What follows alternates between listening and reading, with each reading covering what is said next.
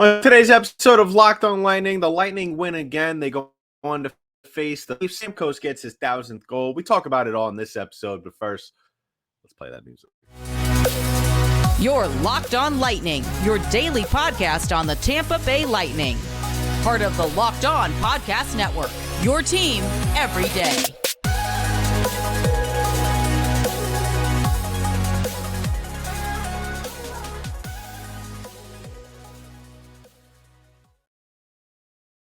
Episode of Locked on Lightning, part of the Locked On Podcast Network. I'm your host, Adam Tanker. I just want to thank all of you for making us your first listen on the day. On this episode of Locked on Lightning, we're discussing Stamkos' 1,000th goal, the win against the Flyers, and we talk about tonight's game against the well, the return. Well, not the I guess the return or the season debut of Anthony Cirelli. Now, I would like to start this episode off on a little bit of a weird note. I'm going to give you a little bit of secret about the podcasting biz. It's beneficial mutually to the listener as well as the host is if when the host records the show that he or somebody affiliated with the show post it. That was something that we forgot to do here at Locked on Lightning Friday night. And I kind of figured, we didn't even realize it until midway through today. I'm recording this Saturday night, moments before the Lightning take the ice against the Toronto Maple Leafs. And I said, you know what, let's scrap it. Let's build it back up from the ground up. And we're here talking moments before the game starts. And so I'm glad that we kind of messed up there because we get to talk about Anthony Cirelli. We get to talk about more about Steven Stamkos, and we get to do another kind of in-game segment, kind of talking about the game as it goes on. And so really we're starting off, I guess, on where we kind of left off on the last episode. If you didn't listen to that episode where we were watching the game while talking about the Bruins game. We were watching the Flyers game. And Steven Stamkos scored his 1,000th goal. And I mean, I'm not going to go on a long spiel here because I think I've said more than enough about Stammer at this point in his career that he is the face of the franchise. There's no question about it. I think Steven Stamkos will forever be synonymous with the Lightning. And you know how I guess the best comparison, because there are a lot of great players, obviously, in the history of the NHL, but you'd be shocked how many of them don't spend their entire career with the same team, which is something that I kind of figure at this point will happen. I'd be shocked, but I guess like Mario Lemieux, Sidney Crosby, I guess, both Penguins there, both very good examples of players who spent their entire careers with teams, and when you think of those franchises, you think of those players and vice versa. So I really look at it that way with the Tampa Bay Lightning. Obviously there has been a ton of great players that have worn the Lightning black, white, and blue, but I think Steven Stamkos, I think we could at least all agree. And comment below if you're watching this on YouTube. Comment below what do you think, because I'm curious when you think of the Tampa Bay Lightning, or if you're gonna think, I know it's hard to kind of talk about the future here right now, and Steven Stamkos has a ton of hockey ahead of him. He's 32 years old. He I think I said on last episode he could probably play till he's 39, 38, maybe 40. Who knows? I mean, with what sports medicine is doing these days. But yeah, I think when he's done, he'll have, he's approaching 500 career goals. He's got the 1,000 points. He's going to get the 1,000 games, a lot of milestones. He's got 2 cups as a captain, back-to-back nonetheless, 2 straight. 2 straight, and then 3 in a row. Finals appearances, 4 total. So, I mean, he's got the resume, obviously, for the Hall of Fame. He's going to get his number retired. He's going to get the statue. I've stated multiple times he has.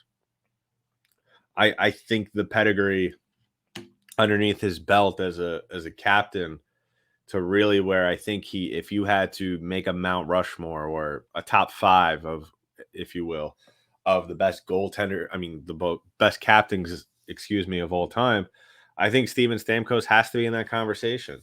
I mean, there could be some argument here and there about, if you want to separate it by generation or all time. I think he's a no-brainer in terms of this generation. I mean, you got Sid, you got Ovi, Stamkos, Taves, and who else is out there? I mean, that's been a captain for all this time. I mean, I guess Chara. Do you want to put Chara in that conversation? I mean, that's entirely up to you, but yeah, interesting argument obviously to be made and to have once his career is up, but nonetheless, great career thus far by Stamkos. Could probably as much as I've criticized this team this year and I've had a little bit of a reawakening, have you will, of this team in recent days. There's still a lot of time left with this core group to win one or even two more. So it's all about, obviously putting it together, and the Lightning will certainly be able to finally put it together for the first time all season because, they got Bogosian back. We've spoken about how the Lightning were kind of struggling to begin the season, without Bogosian, without Cirelli, and for the first time all year, we're finally going to get a full roster as it should be for this Lightning team, as they will be facing off against for the first time this season the Toronto Maple Leafs, which I spoke about on, and I really think before I get to the Maple Leafs, and I'll actually save that for the second segment, but Cirelli, I think we need to discuss how much this Lightning team was hurting without him having that presence down the middle, and really going to be interested to see. I'm sure it's not going to be that apparent off the bat with the effect that he has. Let's face it. Let's manage our expectations here. This guy hasn't played since the Stanley Cup final, so that's last June. So really, it's going to take probably a couple of games or so for him to acclimate to the NHL speed. Who knows? He might score a goal in his first shift back. Who knows what might happen? But I think, we could all agree that Cirelli has really gone leaps and bounds since the bubble. I mean, since the 1920 season. So since this show came into existence, when we started this show, I mean, if we're going to talk about player growth out of anyone that's been with this team out of this core since the show started, I mean, I think Anthony Cirelli is at the top of that list. Anthony Cirelli has really just improved immensely. We talk about Ross Colton, how he's gotten better and better and kind of struggling this year, but Anthony Cirelli, we've been talking about it since this show started, that if he could get it all together, if he could really start to get things going and play at that NHL level up here, up in his head, we're talking about a yearly Selke finalist. And I think that anytime you add a guy like that to your team, defensively alone is going to help your team dramatically. And, the Lightning, we've spoken, it's been talked about not only on this show, but also on other outlets, whether it be, on The Athletic or the, online publications. The Lightning have struggled down low in front of the net, in front of Vasilevsky. They've struggled on the break at certain points. Obviously a lot has been made with Victor Hedman, kind of not really looking like himself, but looked a lot better in the previous games against Boston and Philly. So really hoping and I really think, we're not going to see a dramatic offensive output from Cirelli just yet. I think really, I would like to see, as well as the Lightning have done in the faceoff circle over the last couple of games, I would expect them to only get better. I think the Lightning had 65% in the faceoff circle. Yeah, they did the other night against Philly, which, let's face it, Philly's not really a good team this year. They're one of the worst teams in the league. Um, a team that's easily forced into mistakes. And, whenever you control the puck possession game against a team like that, I mean, your chances of winning are very high. So I would expect, though, with Cirelli back in the lineup tonight, especially, and as we start to see him really get comfortable and back up to speed, we'll start to see the face-off numbers start to go up and up. Not 65%, but I would like the Lightning to hover around 50%. I think that's a good number to strive for. And then I think the penalty kill and the power play will get better. I know the power play has gotten a lot better, but I think the power play will definitely be more consistent. We're not going to see these large gaps here and there. We're not going to see the 0 for 3s, the 0 for 4s, here and there. We're going to see the 1 for 3s, the 1 for 4s. We're going to see consistency in that game. And I think that really, we talk about the big names on this team, but I really think at the same time, we're also going to be, a large part of that's going to have to do with 71 back in the lineup. So hopefully we see a good performance out of Cirelli, especially his first couple of shifts back on the ice. So excited to see that. And last time I checked, if I'm not mistaken, the Lightning, I'm pulling it up on my phone if you're watching on YouTube and wondering what I'm looking at. The Lightning were minus 134 favorites tonight. They're actually doing a nice montage pregame for Stamkos, so that's nice. And the Maple Leafs are actually plus 112 underdogs in this, so not too bad of a difference. I mean, the Maple Leafs are ahead of the Lightning in the division, which I kind of like that scenario for the Lightning when they go into a game against Toronto. So we'll talk about more about that in the second segment. And I hope you put money on those odds, because I think those are good odds, good enough if you want to make some money. And I hope you definitely did it with today's sponsor, because I'm reminding you that today's sponsor today's episode is brought to you by BetOnline. Now, BetOnline is your number one source for sports betting info, stats, news, and analysis. Get the latest odds and trends for every professional and amateur league out there, from football to basketball, soccer, esports, and most importantly, hockey. They're always fast and easiest way to get your betting fix. So head to the website today or use your mobile device to learn more. BetOnline, where the game starts.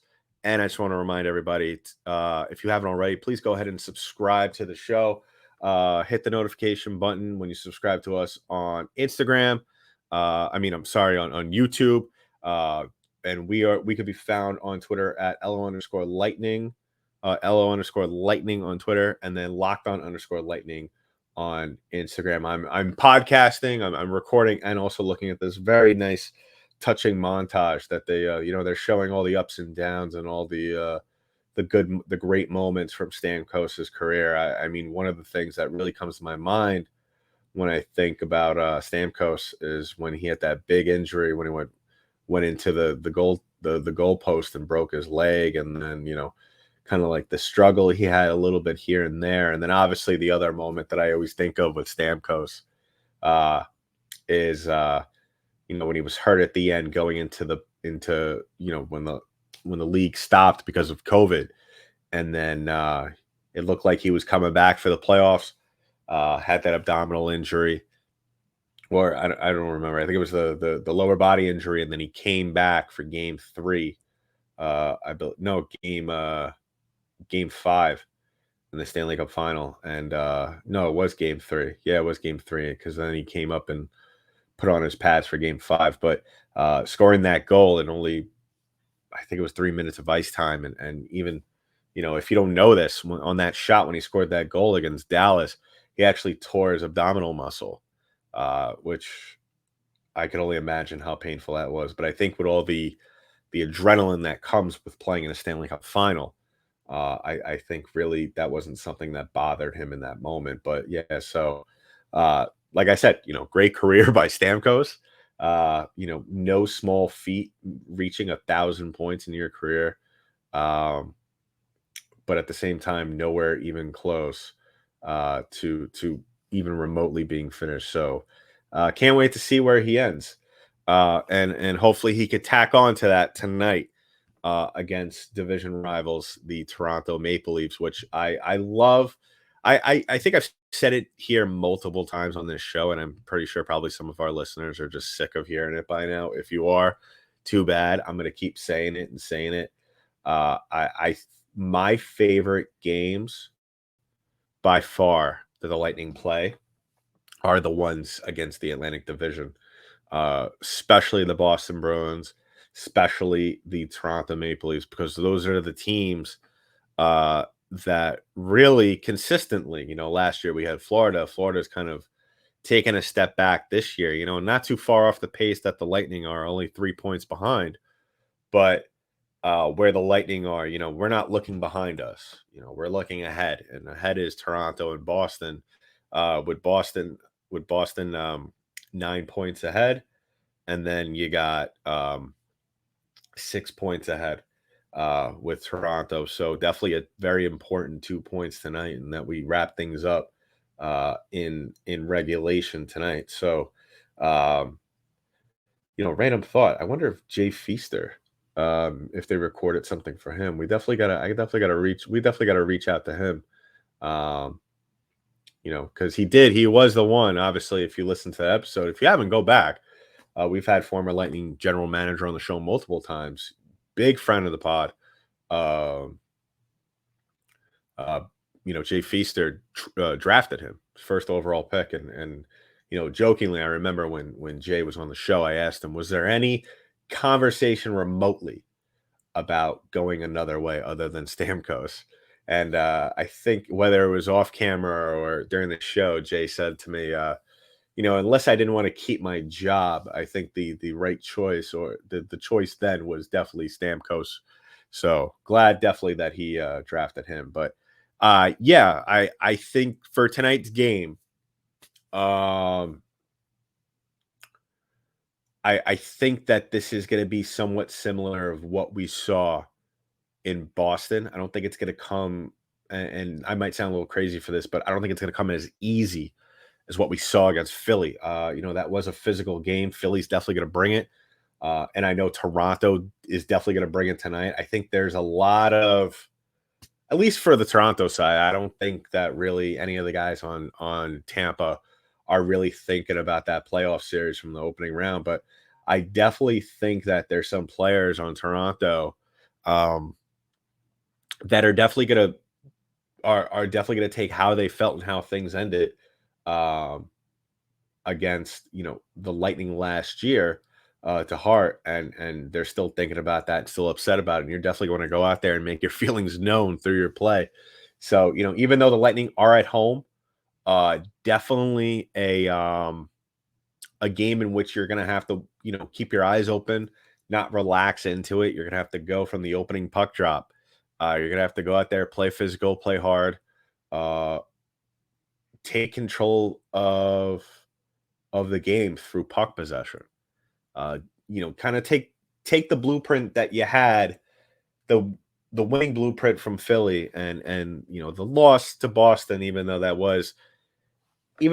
like I said at that time when I redid my recap, even though you always want to go out there and win a game, I still thought that was nonetheless a productive loss for Tampa, because I feel like, and I've probably said this on the show multiple times before, but I feel like there's always something to be learned from a loss, and definitely something you can carry with you into the next game. And I think that we saw that carryover in the Philly game. So,